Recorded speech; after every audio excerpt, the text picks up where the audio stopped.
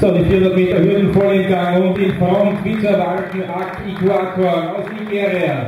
Sein Ziel unter 50 Sekunden und da sind wir gefordert.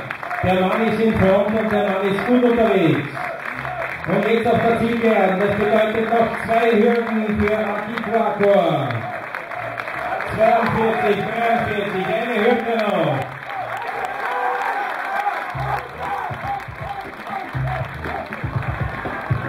Und eine starke Siegerzeit von